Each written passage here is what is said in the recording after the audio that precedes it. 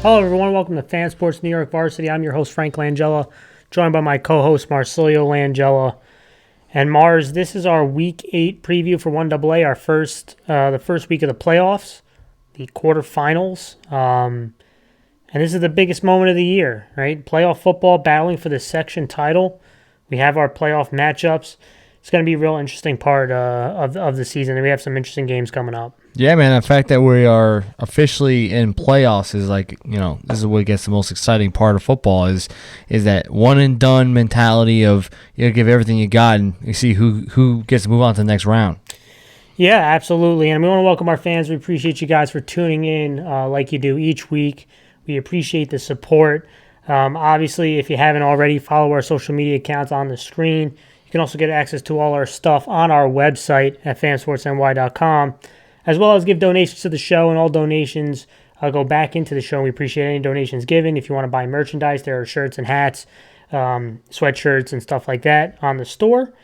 And if you're watching this on YouTube, which is the only way you can watch it, make sure you guys hit the thumbs up button on the video, even if you disagree with us, and subscribe to our channel. We would greatly appreciate it. But let's go into it. I mean, what's going to happen is this is the playoff show, Mar, so we're focusing in on the playoffs. So the non-playoff teams are not really going to focus in on. But I do think it's very important just to say this about the non-playoff teams. This is an important part of the evaluation process. For the seniors, this is your last ride, right? And we've said this for a few weeks now. You're playing your last bit of games as a senior. And this is true for the playoff teams as well. But for those that think that there's nothing to play for, you're playing is probably the last time you're playing football with your teammates. And for the young players, coaches are probably going to give young players more opportunities this time around if they haven't had it in the beginning of the year. And this is a good chance to put something on tape and to make a statement, Mars. What are your thoughts on non-playoff before we get into the playoff team? Yeah, I mean, every game is important, man. You think of it this way. When you look at COVID, we almost didn't even have a season. And, I feel like you should go into that mentality of saying, hey, listen, you didn't make the playoffs. It was a rough year, whatever it may be, whatever happened, but you still got to give everything you got. And like you said, it's big for evaluation for those young guys to see, hey, who's going to be the next guy stepping up, leading into next year. And I always say this to even my guys, whether this is going to be your last, just your last effort before you graduate, how do you want to be remembered, right? And then for those young guys, how do you want to leave your mark, right, going into your senior year? And for any even younger guys, it's about really evaluating yourself and getting better every single day. Absolutely. And we're going to go over now let's go to the playoff teams, Mars. We're going to talk about the matchups. We're actually going to answer a couple interesting questions that have been thrown around. Then we'll dive into the games, and then we'll give our game picks at the end. So let's go right into it. Clarkstown South is the 4th seed. They're at New Rochelle. That is on Friday. Mamaroneck, the number 3 seed, is at the number 2 seed Suffern. The number 3 Arlington is at the number 2 seed White Plains in a rematch. And Fox Lane, the 4th seed, is at Carmel, who is a 1 seed. And Mars, again, before we go into the games, there's a couple questions I wanted to ask you. And I've reached out to quite a few coaches that played these teams, kind of get their insight and their thoughts on some of these matchups. I wanted to ask you, what do you feel is the most interesting matchup out of the 4 games that are going on this weekend? Most interesting to you? Well, I think when you look at the most interesting matchup, it's tough because all these teams I feel like are pretty good teams to match up against each other. And I think that when you look at the games, in my eyes, I think the Arlington White Plains game is probably the most interesting because of the fact that I know that they are equal. It's ironic, me and you both said, and I keep bringing this up. Me and you both said at the beginning of the year, right? We knew Carmel was going to be a top tier offense, right? The second question of who is going to be the second best.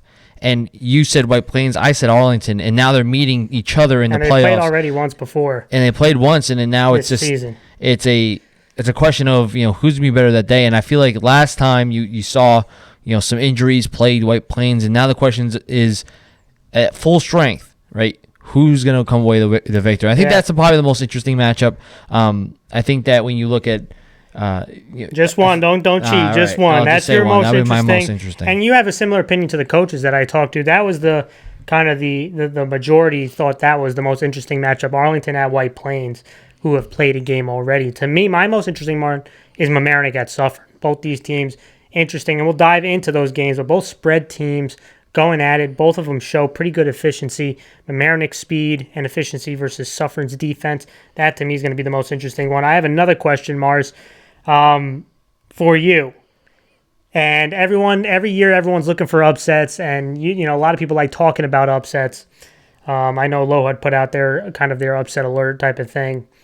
Which number 1 or 2 seed do you feel should be or could be on upset alert? It's not that you're calling the upset, but which team do you feel, or which number 1 or 2 seed, which do you feel is probably should be on upset alert this time around, Mars? I think Suffern, to be honest with you, and I think Suffern, as good of a team as they are, I think that they have, they do have weaknesses, and I think Carmel has Mamaroneck. Mamaroneck versus Suffern. No, I'm saying Carmel exposed some of those weaknesses. I got you. But I'm saying that I think that Carmel exposed some of the weaknesses, and that Mamaroneck has that grittiness to them, and they played very well all season. They had a tough loss against Nerschel. I think, including myself, I didn't think that it was going to be that close, but it was. And I think Mamaroneck is a lot better team than what people are expecting them to be.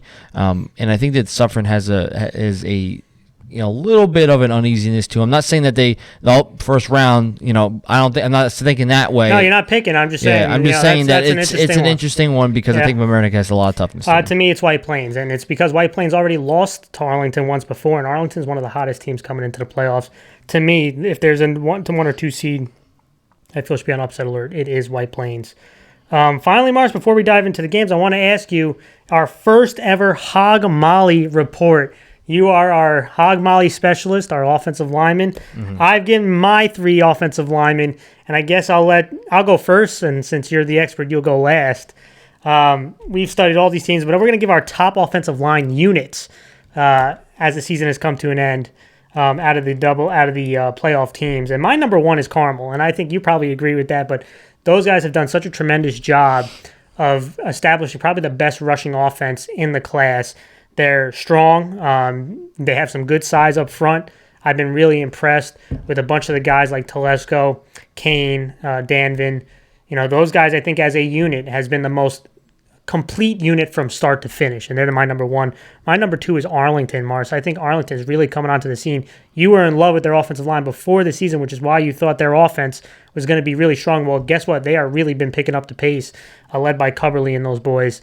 And finally, my number 3 might be the little surprise is Mamaroneck. I think Mamaroneck's offensive line has been pretty steady, and they've had a balanced attack at Mamaroneck's offense, passing and running the ball, and it starts because of that offensive line, Mars. That is my top 3 Hog Mollies. Let's hear the expert right here. What is your Hog Molly report, Mars? Give me your top 3. Well, when I was looking at number 1, that's clear. I think it's Carmel. I said that Carmel, in my eyes, was considered to be, if they weren't the best at all Section 1, they were definitely the best in Section 1 AA, and I'm going to stick with that. I'm going to go Carmel at number 1. The question I have, though, is 2 and 3, and my 3 is going to be different than yours. I'm going to stick with the same number 2, though. I'm going Arlington. I've been sticking with them this whole time. I'm going to say Arlington has the second best offensive line in Section 1 AA. And number 3, I'm going to stick to the same division. I'm going to go Suffern. I think Suffern has been pretty solid. And you could tell that how good they are because they have a young bunch of guys at the tackle spot. But I think that what gives you a lot of sense of how good they are is that they can give you all different types of offensive looks, and they still are consistently good. You have like the Wildcat. Yep. You have that. Samson Joseph is a great player. Yeah. But a good back is good alone. But a back becomes very good when you have a good offensive line along with you. So I think that Samson Joseph is fantastic as a back, but that he only gets built alongside that offensive line. Well, there's the Hog Molly report, Mars. All right, let's get into the games, and let's start. We're going to go through all the playoff games, and big thing to me is not just matchup of players, but weather is something that has to keep in mind when it comes to football. And on Friday night, you're expecting to be in the low 40s with potential rain. So it's going to be real interesting in this area. So let's start it up, Mars. Fox Lane, while the 4 seed at Carmel, who's number 1. And historically, Carmel is 4-1 versus Fox Lane. They have won 4 straight. The last time they played was in the spring season. But let's start with Fox Lane, Mars. I think Coach Giuliano has really done a good job. He has, kind of established Fox Lane as a blue-collar, hard-nosed, kind of gnaw-at-your-ankles type of football team. And I thought they've had impressive regular season wins over RCK and John Jay. They're 3-1 on the road. Now, offensively, this is the 10th ranked offense out of 18 teams in all of AA. This is obviously the 8th ranked offense, which is the last offense in points scored. And they're going up against a elite defense. So it's going to be tough sledding. Last week, I thought they showed some balance, but it's going to be hard to run the ball consistently. So this offensive line really is going to have to battle their butt off. And I'm going to see if their running game can get going at all. Max Geider, the last week, had 103 yards and a touchdown. It's going to be tough on him, but he's going to have earned some hard-earned run and try to keep the defense honest. But to me, I'm looking at their quarterback, Jack Travis, and last week, 5 of 11, 127 yards, 2 touchdowns. This is a dual-threat guy, but Mars, 4 interceptions over the last 2 weeks. They cannot turn the football over. If they do, this game is going to be a blowout if you give Carmel's offense extra possession. So they're going to need to hit some big plays out on the edge. So I'm looking at those skill guys. Logan Matson, we talked about him a bunch of times. 2 touchdowns last week, 4 touchdowns over the last 3 games. But he's not the only one. Feingold seems to be making a big play every week, catching the ball. Silva's another guy. But, I look at defensively. This is a scrappy unit defensively. They're 8th out of the 18 teams in points allowed. They're the 7th team out of the 8 playoff teams in points allowed. And to me, I think they got to bail out to stop the run. I know we keep saying it versus Carmel. A lot easier said than done, but you have to try to take one thing away. And I don't think you're going to be, if you try to put some extra guys out on Fiore and DeLeo and you let this offensive line get one-on-one matchups running the football downhill, I don't think you have any chance. So I'm looking at a guy like their safety Bernero, who's been really solid. He's going to be coming in the box often to try to make plays in this running game. And a guy like Shepard, the linebacker, is going to have to be very active. And you kind of have to put guys like your Mason in the secondary out on an island. Your corner's going to have to try to defend one-on-one against those big wide receivers in Carmel and kind of have to live and die with it because you have to stop the running game, Mars. Carmel, Mars, this is the number 1 offense. They are built behind the physicality of this offensive line. I'm expecting to see a heavy dose of 2 back, 3 back, bringing in the Fusco, their tight end, their fullback, Rosa 40, and pound the rock quite consistently. And it was really good to see Josh Massey back, Mars. He is a stud running back. He came back, had 162 yards and 3 touchdowns last week. Him combined with Shields, Mars, I think you can really wear down defenses, and I think they're going to try to wear down that Fox Lane defense and sprinkle in some spread stuff. But to me, like I said, I think Fox Lane's going to try to bail out to stop the run. Doesn't mean that it will happen, but I think it'll leave up opportunities for their quarterback, Dahl, who can have success running the ball with his legs. And obviously, they could try to take some deep shots because they'll get one-on-one with guys like Fiore, DeLeo, and Trevor Kay.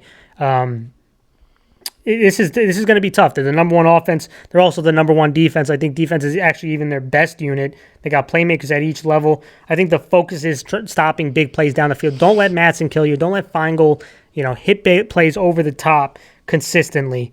If you could just force them, force Fox Lane to have these long extended drives, which can they do that consistently? I don't think so. I think they're going to bail out.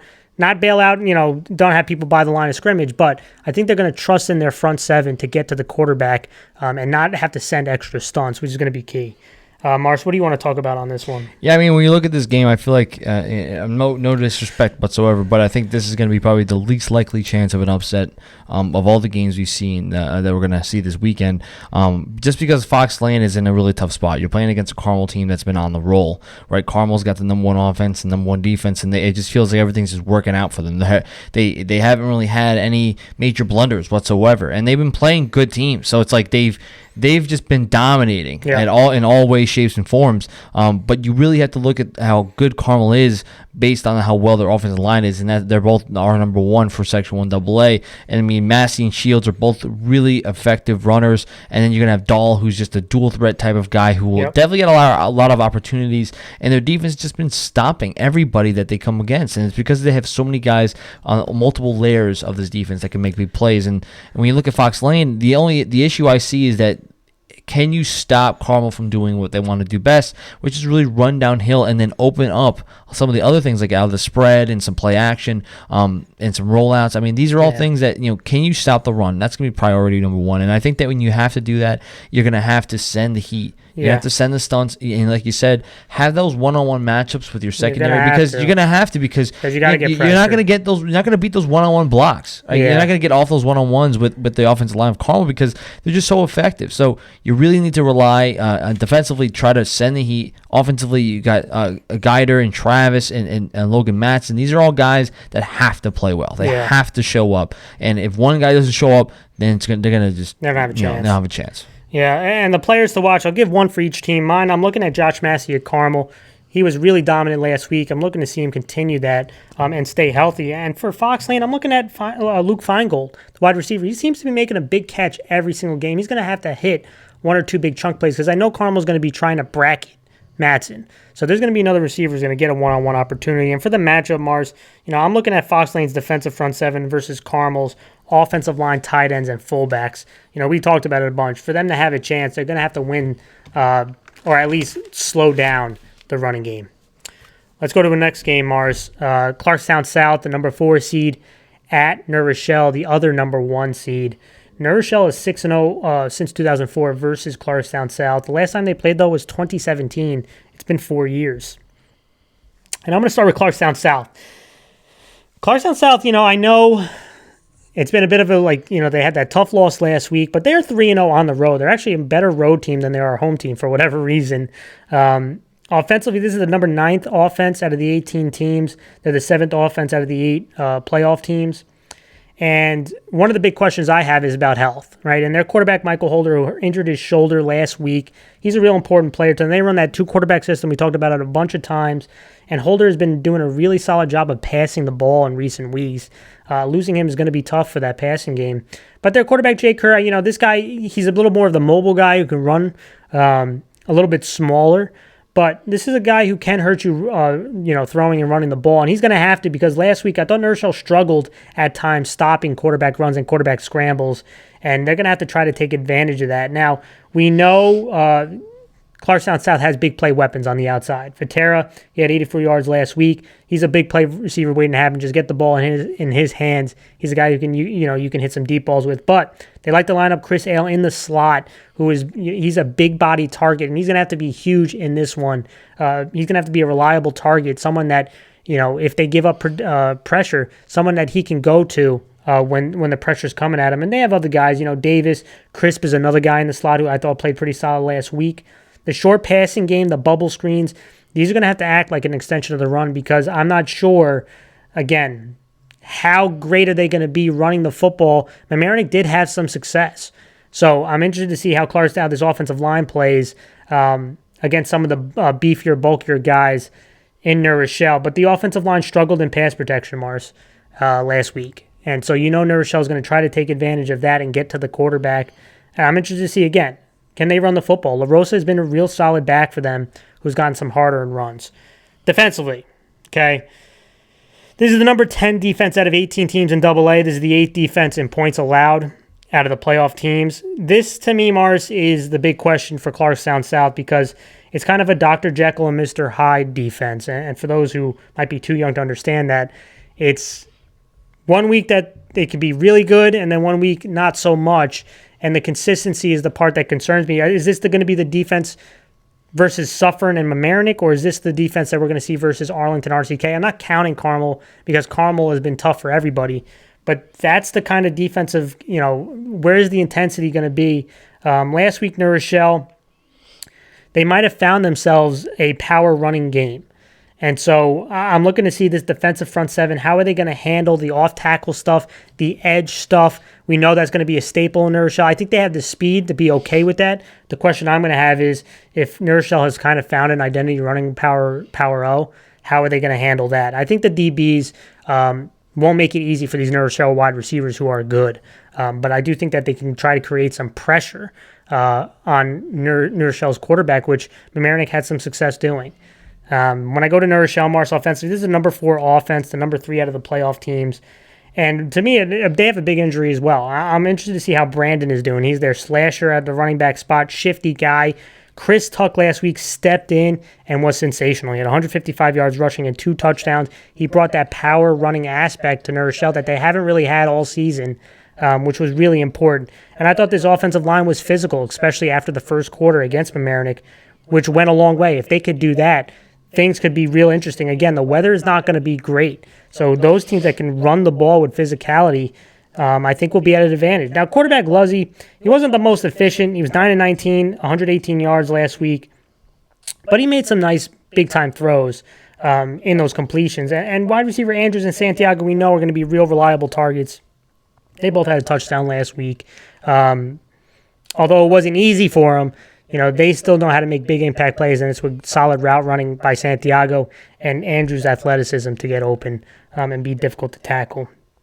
Defensively, Mars, the defense has actually been steadily getting pretty solid. They're the number 2 defense. The second half of last week, I thought they were really strong. They have to do a better job against quarterback runs, like I mentioned before, and scrambles, because Kerr can move the ball at Clarkstown South. But can they create some of the pressure with their edge guys? I mentioned Clarkstown South struggled in pass protection last week. Braga had 2 sacks last week. Are they going to try to come after him?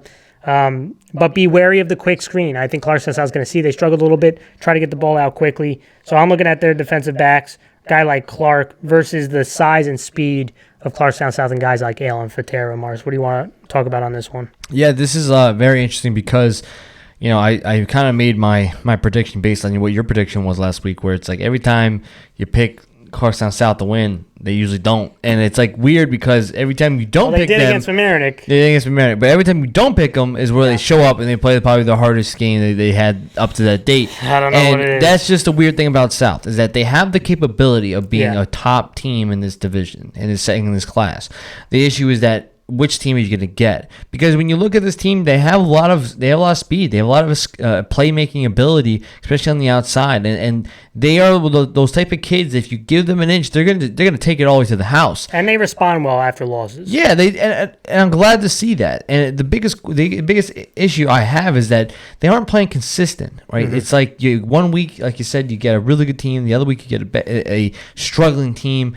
And I feel like they have to find that consistency. And it's going to be tough to do that against New Rochelle. I mean, most teams struggle against them, right? Because they always come out with a top-notch defense, which this team does have a top-notch defense.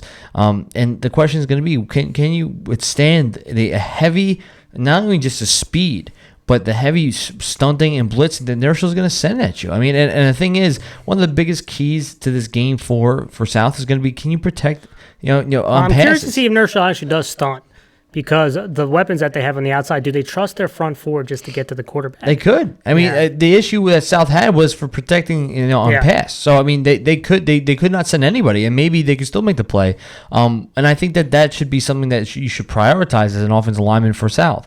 And defensively, I mean, I think that's going to be the biggest weakness, in my opinion, is defensively compared to this New Row offense. Because as you said, New Row starts to now find out that they have more than just speed. They have that power component, and Chris Tuck showed up like out of nowhere. They're starting tight end and had to be moved to running back. And now he's just he's now become a reliable power running back. And I feel like when you have that now, it really opens up New Rochelle's offense even more. And they were already like the number 3 defense. I mean, number 3 offense out of the playoff teams. Yep. And I think that now just makes them more dangerous because you have a good defense already, and now you have an offense that can actually open up the playbook and do more. And the offensive line has been playing better. You have just a lot of playmakers on the outside. So this team has a lot of components. It's very, very funny. People are saying this New Rochelle team's not the same. It kind of looks similar to some of the things I've seen in the past in New Rochelle. Yeah. Power offense with some speed dominant, but and a good defense. That sounds like a New Rochelle team to me. Yeah, good point. Players to watch to me, I'm going to give one again from each team. I'm looking at Chris Tuck at the running back and linebacker spot for New Rochelle. He was really, really good on both sides of the ball last week. He's going to have to try to lead the way again this time around. And I'm looking at Cooper Crisp. He's a really important key cog in this team. He lines up in the slot, makes some plays on offense. Defensively, he's a guy who has to make a lot of plays out in space and going against those off-tackle runs and those jet runs and defending the pass. He's going to be big. The matchup, Mars, we kind of talked about it and you brought it up. That New Rochelle rush attack versus Clarkstown South's defensive front 7, to me, is going to be really interesting, and that's the matchup I'm checking out at this game. Let's go to the next one, Mars. Mamaroneck, 5-2 at number 2 seed Suffern, who's 5-2. This is my most interesting matchup. Mamaroneck's actually 6-3 versus Suffern since 2004, but last time they played in 2017, Suffern won. And let's start with Mamaroneck. They're actually on a 2-game losing streak. They started off 5-0. They're 1-2 on the road. But offensively, they're still putting out the number 2 offense. Out of all the 1AA teams, the number 2 offense, obviously in the playoffs. And we know this rush attack has been potent, but they also showed really good balance. His offensive line, and I talked about in the beginning of the show, has been really solid, especially in the first half last week versus New Rochelle. I thought they played strong. And then quarterback Jason Cox, I know he had some fumbles, but I thought outside of the fumbles, I thought he was pretty efficient, and he is obviously their best playmaker. He's a guy who can hurt you with his legs. He can hurt you with his arm. He does a good job of buying time when there's pressure and keeping his eyes downfield. Last week, he was 13-22, 133 yards, and a passing touchdown. He also had 56 yards rushing. But it's not going to be easy to throw. I mentioned the weather is not going to be that great. Suffern has speed, so I do think they're going to spread it out. That's how they like to do it. They spread you out to also open up the running game and try to create some lanes. And obviously that goes to Damari Hamilton, their running back. He had a rushing touchdown last week. He's going to have to be big. He's a guy who can run through contact and shows pretty good balance. The big thing to me is protecting the football. You cannot have turnovers, and the 2 losses that Mamaroneck's had is because of inefficiency, which they've been pretty efficient all year. It's the turnovers, it's not finishing drives, and that's what hurt them last week. Now, to me, again, it's going to be hard throwing it down the field if the weather's bad, but Miles Fleming has been a real reliable guy, and I think he can be a big target for them in the short passing game. He had 4 catches, 58 yards for a touchdown last week. Look to see some crossers, especially if Suffern likes to bring some of their linebackers, which they do, to come over the middle. Defensively, this has been a solid unit, the fifth defense out of the 18 teams in AA. It's the 4th-ranked defense out of the 8 playoff teams. They have allowed, though, they've taken a bit of a step back. They've allowed 20-plus points marks in 4 straight. And first half last week, I thought they did a really good job preventing big chunk plays. The second half, though, they had a tough time tackling, and that, to me, is going to be big. They're going to have to bottle up a guy, Samson Joseph Marster, is one of the most electrifying players in Section 1, and you got to make sure you're rallying and tackling, or this is a guy who can really kill you. And I think the DBs, I think they did a decent job last week of holding him in the passing game. I think they could do it again, but can they rally to the football and make sure you're tackling out in the edge and when they go in some of those heavy looks up the gut? Because you know Samson Joseph is going to be moving around, but he's not the only guy.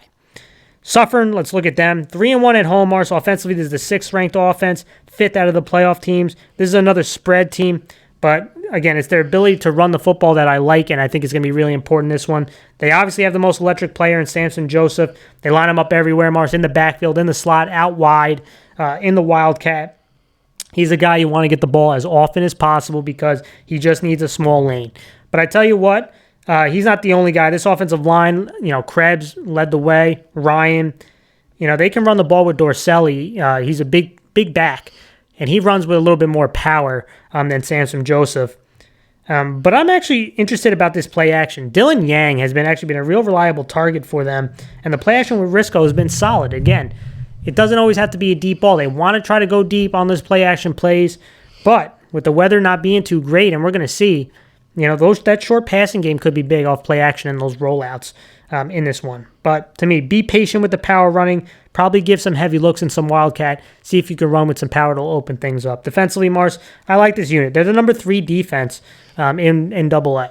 And I think they got to be prepared for the QB runs. Obviously, Jason Cox is going to be the number 1 focus. And so I'm looking at these linebackers who are going to have to spy the quarterback, even in passing downs, because he will take off and run. And so I'm looking at these linebackers. I'm looking at defensive end Dylan Yang to try to hunt down this quarterback. Dylan Yang is a tremendous defensive lineman. This is the moment that he's got to shine. Can they create some pressure? I think they're going to bring some stunts. But when you stunt, Marsh, you got to get home, because if you miss and he buys time, that means there's going to be a one-on-one matchup to hit. Mars, what do you want to talk about on this one? Yeah, this is probably one of the more intriguing games because they're very similar, not similar, but very evenly matched in I think their ability. Because you look at Mamaroneck, they offensively they've been rocking, right? Their offensive line has been very solid, and you had them in your top 3 in your offensive line list.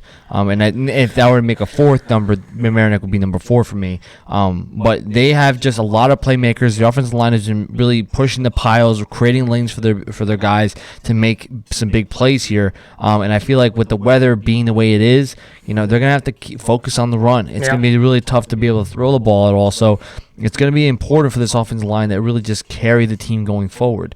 Defensively, I mean, they struggled recently, and I feel like that's going to be something that you have to keep an eye on. And struggled specifically, look at tackling.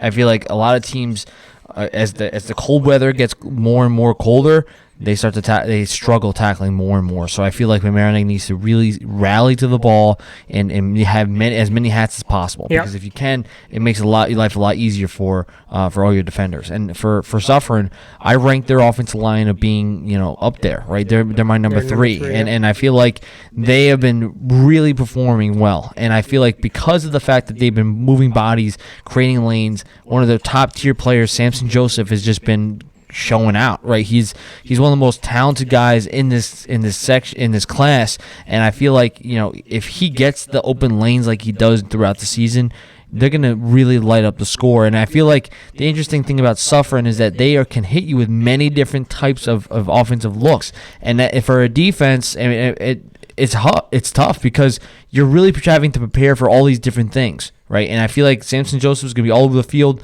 but you're going to have a lot of these other guys that have been very efficient that will also contribute, because everyone's going to look at Samson Joseph.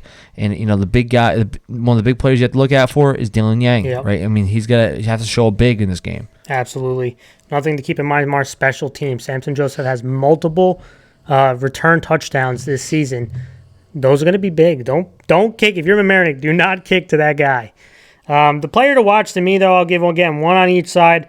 Diamante Desir, the linebacker for Suffern. This is a guy they like to send on stunts. He's got to be really active in the run game. He's got to tackle well in space for Suffern, because you're going up against Damari Hamilton and Jason Cox, and they're going to be trying to work that defensive line. So this linebacking crew is going to have to play big in specific. And Miles Fleming on the other side. This has been a real reliable target. Made some nice plays last week. He's going to have to be a safety valve for Jason Cox, especially if they're bringing in stunts. But the matchup, again, is this Mamaroneck offensive line, Mars, versus the Suffern defensive line, to me, is going to be real intriguing.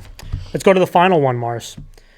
Arlington, 5-2, the number 3 seed at White Plains, the number 2 seed, also 5-2. This is a rematch from Week 5, where Arlington won versus White Plains 28-14.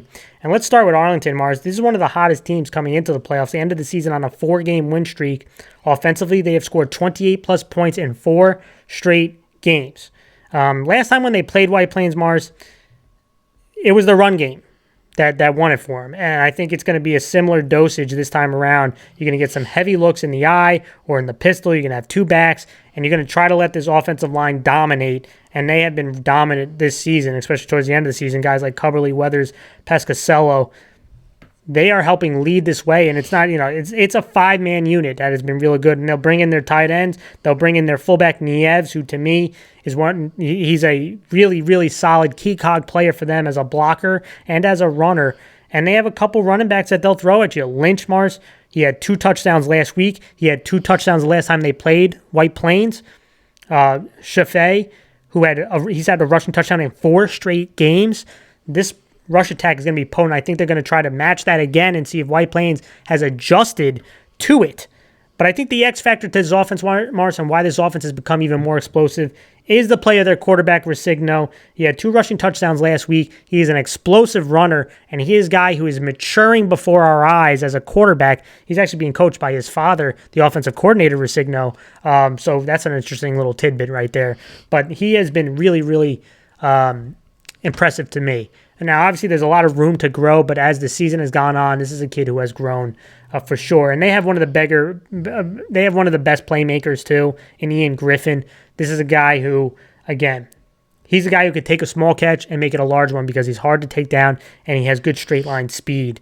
So this is a guy that with that running game, when you have those heavy boxes, that's going to leave one-on-one matchups. You can't take away everything, right? So something is going to be open. I think it's going to be big for those 2 guys to hit on a couple plays. Defensively, Mars, they've allowed 14 or less in 4 straight games. This is the number 8 defense. The last time they played White Plains, they were winning on 3rd and 4th down. That was the big difference on the defensive side of the ball, and they are susceptible to the passing game. But what they have been doing, Morris Arlington, has been getting pressure on the quarterback. Last week, they were able to drive a lot of pressure. McGann had a sack, but there's going to be a big difference. Eli Pierre got knocked out in the first quarter last time they played. He is back, and he is playing well. So all eyes got to be on Eli Pierre, who is going to be back in this one.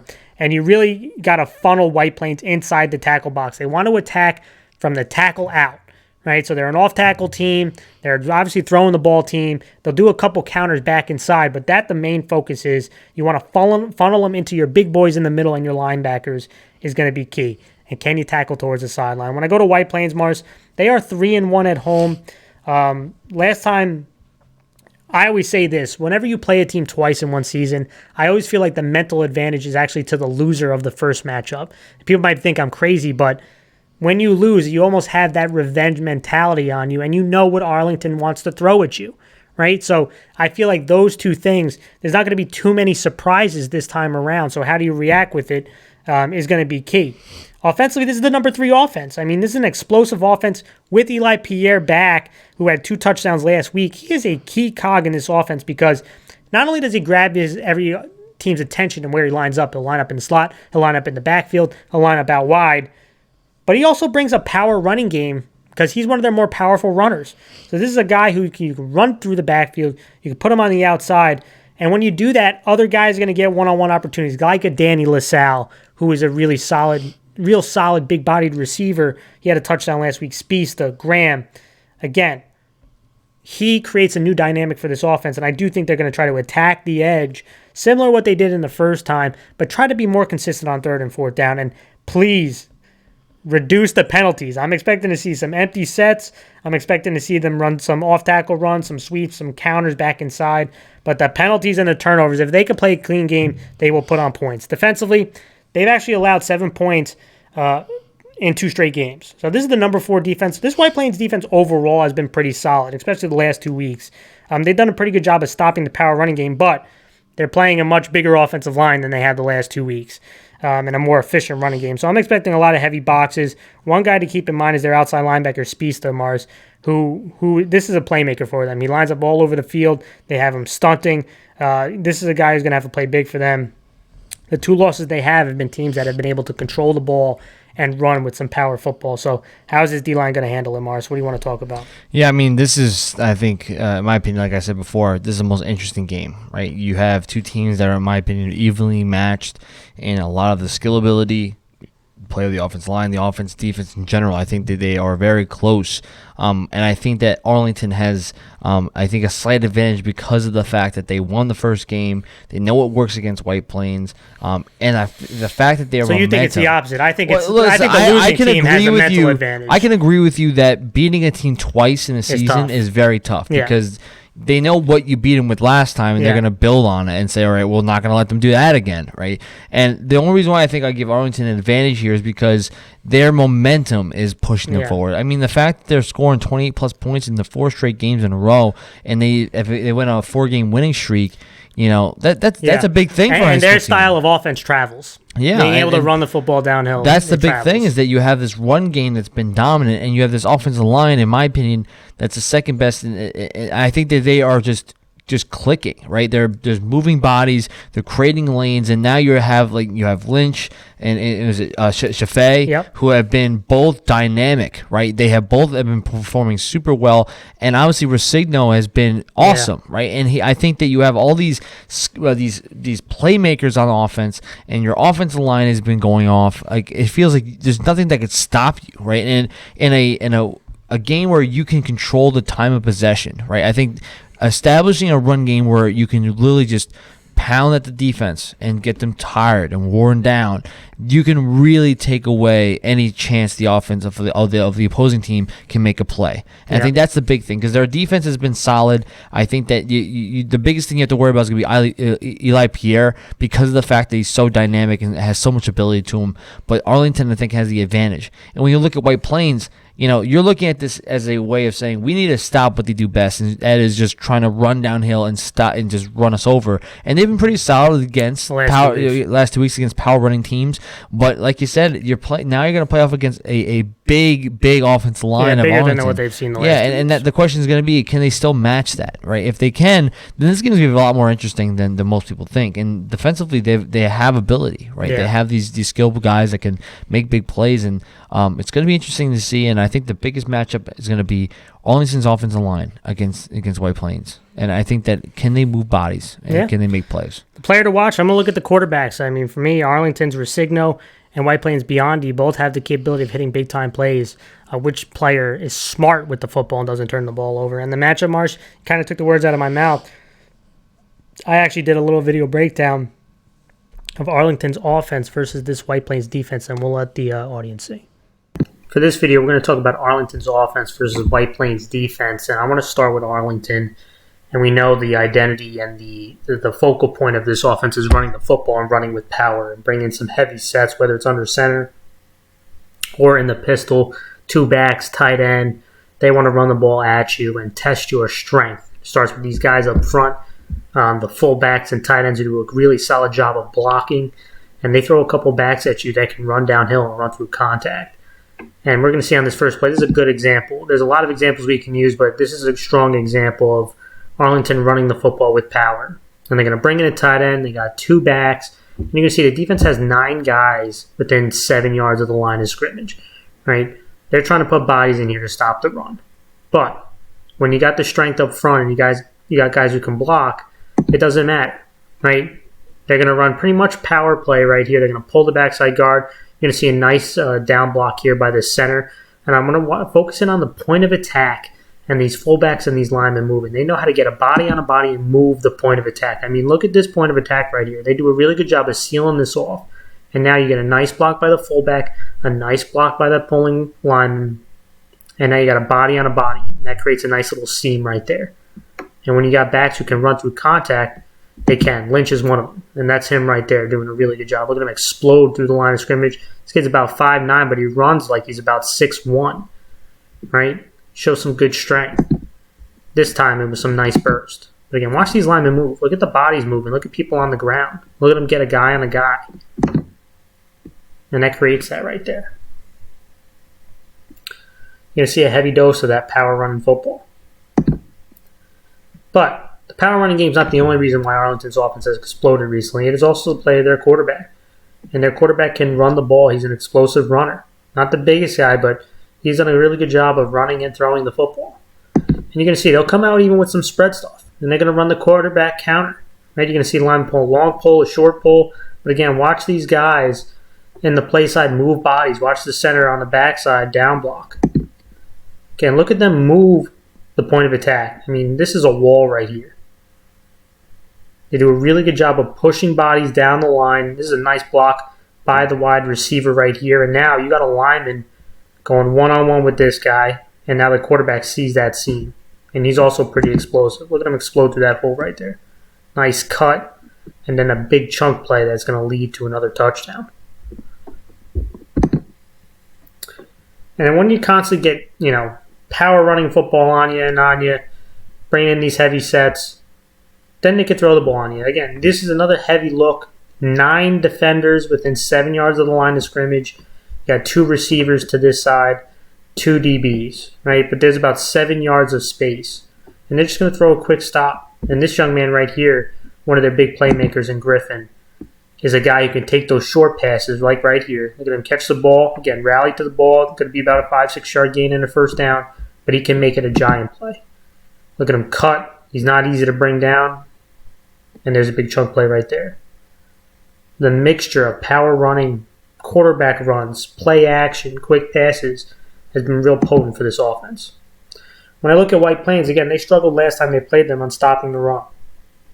And you're going to see in these heavy sets, they're going to bring multiple bodies by the line of scrimmage. Can they hold at the point of attack? One guy who I really like is Nick Spisa, their outside linebacker, makes a lot of plays for them. Right? They want to try to send stunts, want to try to create penetration, and they're going to need to stop this running game. And here's an example right here. Coming off the edge, making a tackle. Again, look at all the bodies here. Can they win at the point of attack? You can do that by creating penetration, big time stop. But what I can say is this. When White Plains, if they could stop the run, I think they have the pass defense to be pretty successful. They have good speed at the linebacker and defensive back position that they can cover people. So if they can stop the run, and again, they have 9 guys in the box. You can see they're coming out 2 backs, right, trying to give heavy looks, and they're going to do play action out of it. If they can stop the run and get them passing the ball more, I think it's beneficial for White Plains. Because watch these guys cover. Again, they're trying to hit these guys cross. And look at the linebacker running them. Got the safety taking the guy over the middle, just off the screen. There's not really anywhere to go on his initial read. So he tries to scramble, and it leads to the defensive line and the linebackers getting there. And this is going to have to be really important. You got to stop the run first. If you can get them in second, third, and long, I think White Plains will have the advantage. Again, here it is again. Trips. Again, they're going to have a lot of bodies. That White Plains is going to probably have to go some man-to-man coverage because they're going to need to put bodies in the box. But these guys can cover. Right, and you're going to see. Okay? They're going to flood the zone, a deep out, a short out. Watch these guys play man and watch the linebacker get out and coverage on this rollout. Again, look at them roll out. Again, look at the linebacker right here. Quarterback's not expecting it. He gets picked. Leads to a big turnover. It's going to be a real interesting matchup. All right, Mars, let's go to the game picks. Again, we have 4 game picks. We're just picking the playoff games. And let's start it off. Fox Lane 5-2 at Carmel, who's 7-0. Mars, I don't think Fox Lane has enough. I think they've had a really solid season. They're a tough, gritty, blue-collar team, but Carmel just has too much going for them. And with Massey coming back, brings another bull into the den with him and Shields. And I just think the running game is going to be too much with their heavy sets. I think Dalkin also has a pretty good game with his legs as well. I'm going to go with Carmel on this one. It's just too tough of a task at Carmel. Yeah, I'm going to agree with you. I think Carmel just has too much. They're at home. They have the best offensive line in almost this entire section. They have a lot of playmakers. The momentum's on their side. I just feel like Fox Lane, it was just a really bad draw that you got Carmel to be the first round. I think you really wish you had them second round to see if they got beat up a little bit for the second round. So I think Carmel has more than enough to win this game. I'm going Carmel. Clarkstown South 4-3 at New Rochelle, who's 6-1. Excuse me. I think this is a really intriguing game. If I'm New Rochelle, do not look past this game. This is a dangerous game. Clarkstown South is a team that responds very well to losses. And they can come back in a big way. And when I look at New Rochelle, I thought the offensive line played after the first quarter pretty good. To me, this was a tough one. I do think that New Rochelle played better, and I think the defense has been solid. It makes me a little nervous about Clarkstown South on which team we're going to see. But my biggest concern for Clarkstown South is health. I think they're a little bit beat up, especially at the quarterback spot. I know they can hit some big plays, and New Rochelle being at home, that drive from Clarkstown South to New Rochelle is a brutal one on a Friday, which I do believe is when they're playing. It's Friday. So I'm going to take the home field advantage. I'm going New Rochelle on this one, but it's going to be closer than people think. Yeah, I'm going to go New Rochelle. I feel like the biggest thing I see is the home field advantage. New Rochelle at home is extremely difficult to beat, right? No matter what year they are, they're down year, up year, no matter what, it's always tough. And I feel like Clarkstown South has just been too inconsistent for me to pick them in this game. They have ability. They're a lot of young guys, and I think that this is going to be a big game for them. And I think that, like you said, it's going to be close. But I think New Rochelle, just like in the Mamaroneck game, is going to find a way to claw out and gain a victory a lot closer than what people think in this game. I think they're going to squeak away with a win. I'm going New Rochelle. I can't tell if me picking New Rochelle is bad news for New Rochelle or not. Who knows? Clarkstown South's probably seething or happy that I did. Let's go to the next one. Mamaroneck 5-2 at Suffern, who's 5-2. This is my most interesting matchup, Mars. And when I talked to the coaches, they were split on who was going to win this one. Mamaroneck's efficiency on offense is really solid. I thought the offensive line has played really good, and Jason Cox has been really, really solid for this team. But my concern is the defense. I mentioned 20-plus points in 4 straight games. I like Suffern's defense, who has been a steady force all year. It's the offense. Can they just find the consistency? Running the ball is going to be intriguing. I think Samson Joseph has a couple big plays in this one. I'm going to go with Suffern at home. I think Suffern wins this one. And again, I don't think it's going to be a blowout. I think this is going to be another close game. I'm going Suffern. Yeah, it's funny because I said Suffern had the biggest chance of being upset. but I'm not going to go with the upset. I think they have the closest chance. I think this game is really going to go down to the wire, and I think that Suffern has enough because you have a guy like Samson Joseph in this offensive line who's been rocking and rolling. I think that you're going to hit Mamaroneck with a lot of different looks, and it makes them going to second guess themselves. And I think the fact that Mamaroneck has been having some struggles, I think that it's going to be Suffern who has the advantage here. I'm going Suffern. Let's go to the final one. Arlington 5-2 at White Plains. That's 5-2. All right, so I'm going to let you go first on this one. When I spoke to the coaches, a lot of them were on the Arlington bandwagon. Is White Plains going to get revenge on this one, Mars? Well, the question is going to be about, the offensive line, right? If Arlington's offensive line is playing as well as they have been, then it's going to be really tough to stop them, right? And I think when you look at this team, you just have a lot of playmakers on it, and they've been getting better and better. And that's, I think, the most scary thing about Arlington is that they struggled at the very beginning, right? Then you go on a 4-game winning streak, and your offense is, let's just say if their offense was doing this all season long, 20 plus in 4 straight. If been doing this all season long, then I would have been right on the money on that second best offense. But I'm not going to brag there. The point is that they have the ability to be a top tier offense in this class, right? They have guys like Lynch and Chaffee, right? And that this offensive line has been potent, and then you have Resigno, who's been showing really out, good, right? Yeah. And I think that you have all these different components for the offense that's been really good. And then you look on the defensive side, 14 or less in 4 straight games, right? They've been efficient, right? They haven't been allowed the big plays to happen, and White Plains is a big play offense. Yeah. So the question is going to be, can their defense stand up? And for White Plains, Eli Pierre is back, right? Yeah. The showstopper, if you want to use some Shawn Michaels reference here. Yeah. The showstopper's here. So the question is going to be, is he going to show out? He, like you said, he got knocked out of the game in the very beginning last time, and it was 14-14 at half. It was close. Yeah. So the point is that if he's there, will that score be close, or will White Plains have the advantage? And that's a good question. But I'm going to go with Arlington. I feel like Arlington has the power football game down pat, and I feel like what's going to happen is against a team that has big playability, you're going to try to take the ball out of their hands as much as possible, and Arlington's going to just run the ball with all these different types of talent they have, and the offensive line is going to open up some lanes. I'm going to go Arlington here. Listen, you made a lot of really good points. White Plains has a lot of weapons. And with Eli Pierre, then, like I said, you can't take away everybody. It's going to leave one-on-ones with guys like Danny LaSalle and Graham. And those are guys in the open field that no one is going to catch. So it's going to be huge for Arlington to get pressure. If they do not, this is going to be a real tough task. But I agree with you about Arlington's running game. The best defense is the one that's on the sideline. And so if you can control the time possession and you can run downhill, it wears on a defense. And I do think Arlington has that capability. I know it's on the road. It is not going to be easy. The weather might be a factor, which will also be a big thing too. I think Arlington is going to win this game, and it's going to be on the back of that offensive line, moving people and controlling the time of possession. All right, everyone, that was our show. We appreciate you guys for tuning in like always. I hope you guys have a football-filled weekend, and we'll see you all very soon.